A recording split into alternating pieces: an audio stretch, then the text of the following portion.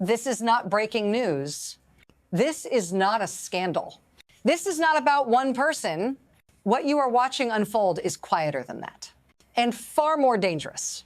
A rule that once held the world together has begun to disappear. Not with a vote, not with a war, but with a sentence that sounds practical, reasonable, almost boring.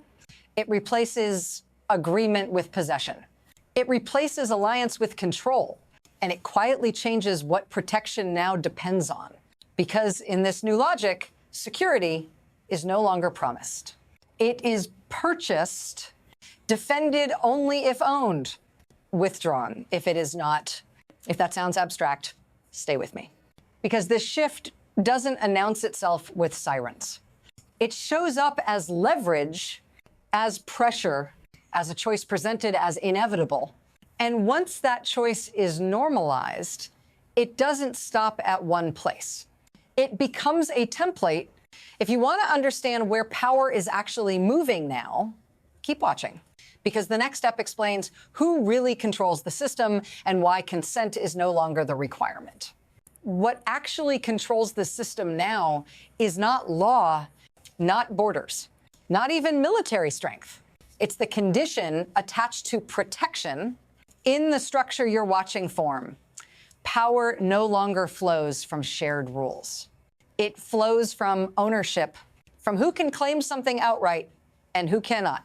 Because once security is conditional, everything else becomes negotiable. Alliances become temporary. Promises become optional.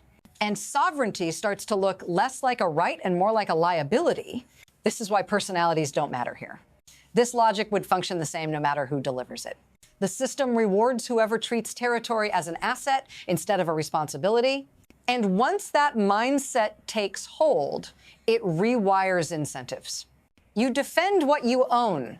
You hesitate over what you merely share. You abandon what you don't control. That distinction sounds technical. It isn't.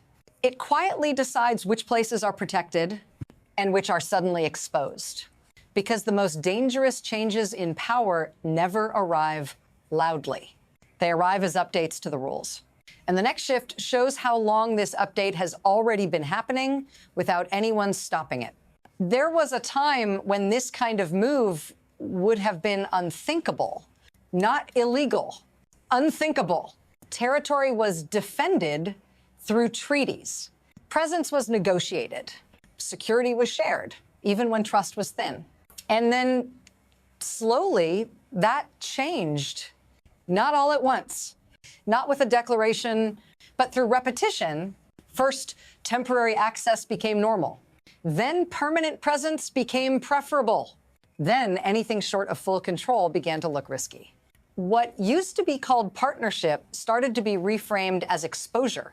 What used to be shared responsibility began to feel like vulnerability. And the most dangerous part of that transition is how reasonable it sounds, because it doesn't arrive as conquest. It arrives as risk management. If protection depends on certainty, then certainty must be owned. If ownership is the only guarantee, then consent becomes secondary. And if delay invites rivals, then hesitation itself becomes the threat.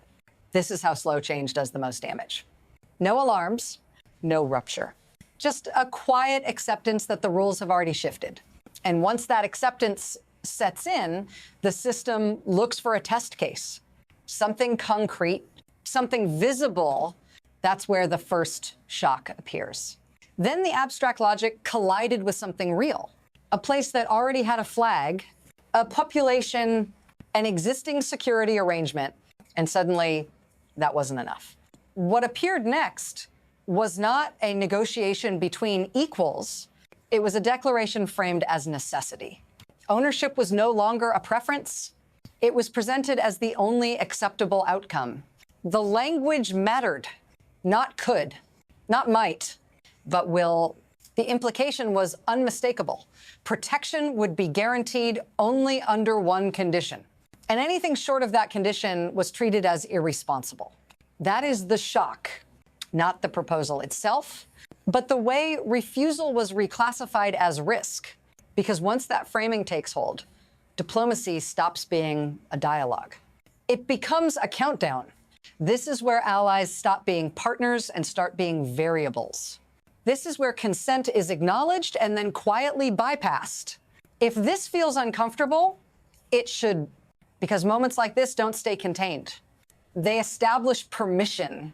If you're trying to understand why long-standing rules suddenly feel fragile, stay with me. Because what matters next isn't the place in question. It's the mechanism that made this pressure feel justified. And once you see that mechanism, you can't unsee where it leads. This is where the system reveals itself. Because the mechanism underneath all of this is not ideology, it's insurance.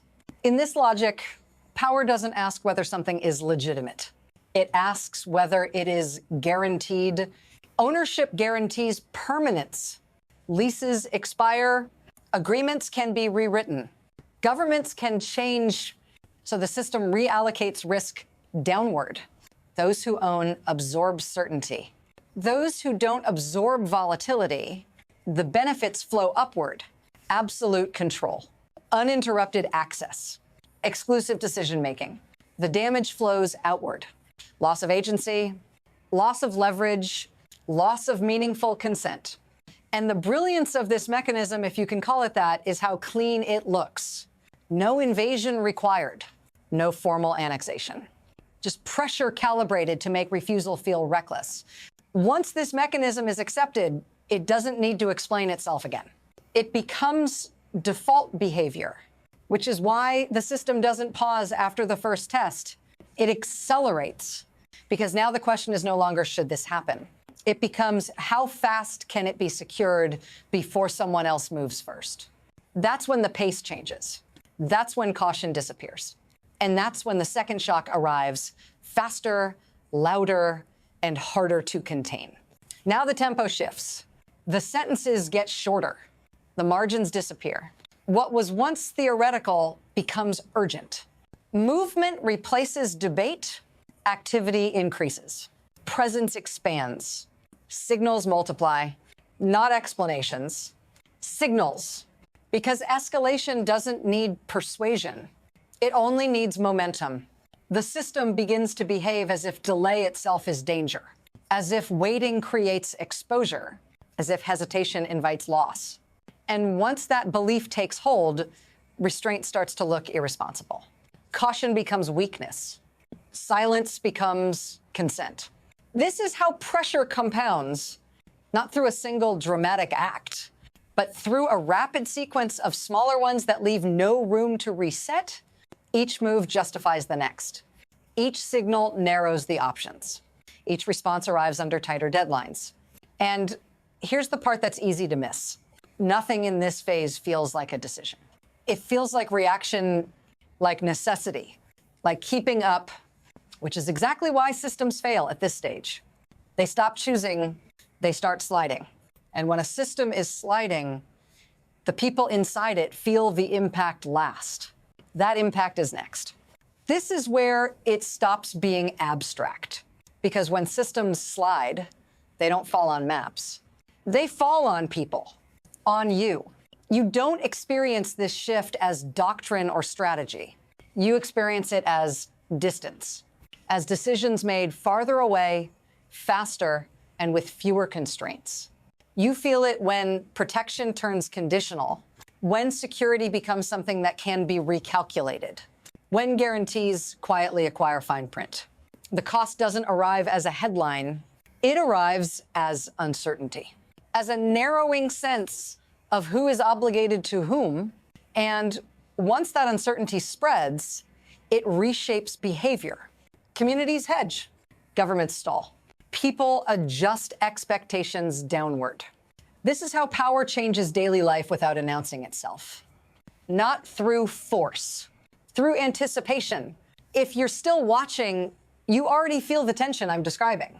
Because this isn't about one place or one moment. It's about whether the system still recognizes you as protected or merely tolerated. And when that question becomes real, it doesn't stay personal. It travels. What happens next shows how fast this logic escapes its original context. Once this logic escapes its original setting, it doesn't move slowly. It jumps across borders, across alliances, across assumptions that used to feel permanent. Because when protection becomes conditional in one place, every connected system starts recalculating risk. Partners reassess commitments. Smaller states look for alternatives. Rivals look for openings. What was local pressure becomes global signal. The message is absorbed quickly.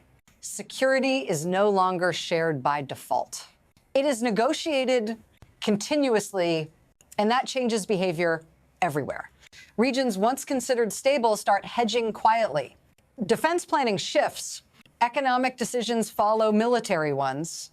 This is how a single precedent ripples outward without formal announcement. No summit required. No doctrine published. Just observation. And the more this pattern is noticed, the faster it spreads. Because systems imitate power, not principle. At this stage, nothing has collapsed yet. Everything still works technically, but the assumptions underneath it are no longer aligned. And when systems operate on mismatched assumptions, instability doesn't explode. It accumulates. That accumulation is what accelerates the future. And the future here does not arrive as one outcome. It fractures. From here, the system doesn't move in a straight line. It splits. There are 3 paths ahead. None of them are clean. The first is adjustment. Rules are rewritten quietly. Ownership becomes normalized. Allies accept new conditions in exchange for continued protection. The system survives, but smaller, tighter, less equal than before. The second is erosion. Commitments weaken without formal rupture. Trust thins, coordination slows. Everyone hedges just in case. The structure still exists, but it no longer carries the weight it was built for. And then there is rupture, not sudden, not cinematic. A moment where pressure meets refusal, where credibility is tested publicly, where someone decides that backing down costs more than pushing forward. None of these paths announce themselves in advance. They overlap, they blur. And the most dangerous part is this. The system can move down all 3 at once in different places without ever declaring which future it has chosen. That's why prediction fails here. Because this isn't about intent. It's about momentum.